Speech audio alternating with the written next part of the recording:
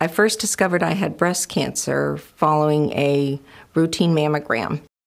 I received a phone call a few days later at 7:05 in the morning. The local hospital told me that I had a problem and could I come down and be down at the hospital by 10 in the morning. So I went down at 10 and they took more pictures, and at that point, they told me I had a problem and that there was a high possibility that I had breast cancer, and they wanted to know where I wanted to go. So I didn't hesitate. When I was asked where I wanted to go, I said Dartmouth. When I talked to my general physician, and she says, I understand you want to be referred to Dartmouth. And I said, yes, I do. And I says, I don't think that I can go to a better facility. I said, can you tell me if I'm incorrect? And she said to me, she goes, Janis, that's exactly where you should be. And so she set it up. So for me, coming to Dartmouth was an easy choice. Things happened very, very quickly. It was just a matter of, a couple weeks maybe, that I was down for my biopsy at Dartmouth. And within a few days following that, I received a call from Dr. Click, who had been the physician doing that procedure. And he told me, he says, I'm giving you the sad news. He says, but you do have breast cancer. And at that point, we thought it was ductal. We thought it was DCIS. He also asked me if I wanted to remain at Dartmouth or if I wanted to be referred to another facility. And I told him, I said, no, I feel you folks are the best, and this is the best place for me.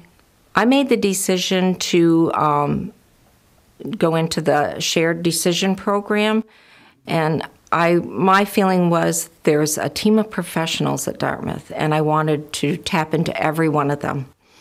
And I let them know that I wanted my husband and myself to make the decisions, and I found this being very helpful. I don't think you can tap into enough professionals when you're going through this, and it's very reassuring to know that you've got them in your corner. After I had met Dr. Kari Rosenkranz, she sent me for an MRI, and it was one of the radiologists that picked up on the fact that my cancer was breaking out and becoming invasive. Up to that point, we thought it was all ductal. I discussed, with Kari Rosenkranz, what my options were. And I decided on having a lumpectomy rather than the full mastectomy, knowing full well that because the cancer had become invasive, that I might be, heading into a second surgery, which did happen. The pathology report came back, and they could not get a clean margin, and I had to have a second lumpectomy, and they removed 2 of my lymph nodes at that time.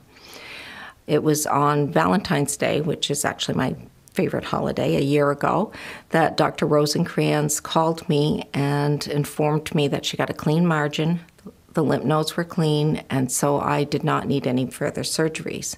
Dr. Kari Rosenkranz is an exceptional person and a very talented surgeon.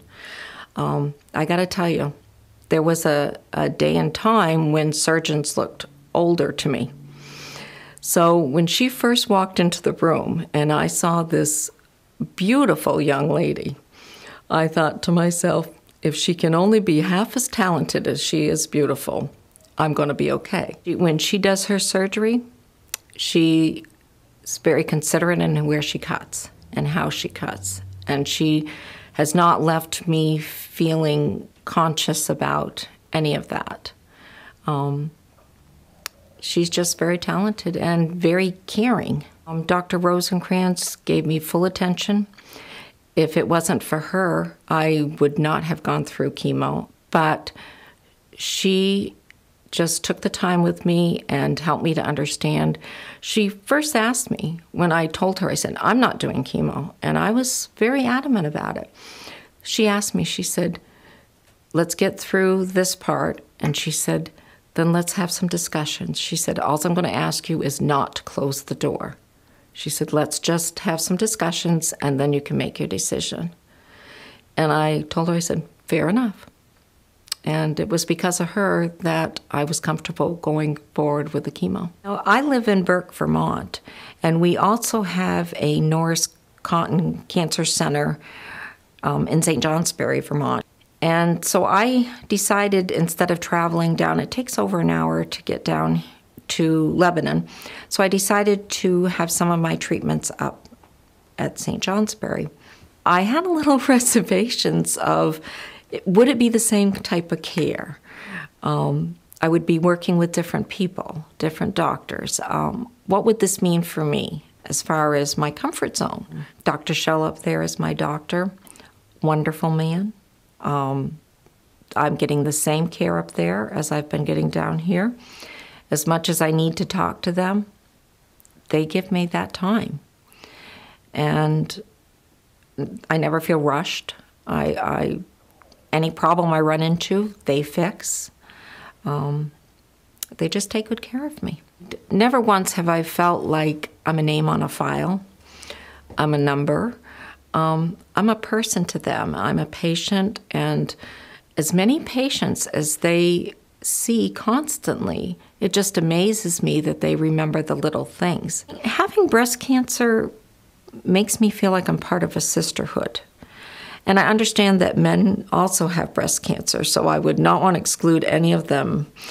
But I've been in contact with other women that have had breast cancer, and there's just a connection. We all feel a connection. We have shared something that I never fully understood until it was me. The fears, the pain, or anything. You never fully understand unless it's yours. And so there's no way that you can go back. It's one of those things that life as I knew it is changed. The physical part, my hair's going to grow again. I'm starting to get color back into it. And I'm losing weight. So those are not my priorities right now. They're high on the top of the list, but I just want to enjoy my life with my family and my grandson and my future grandbabies.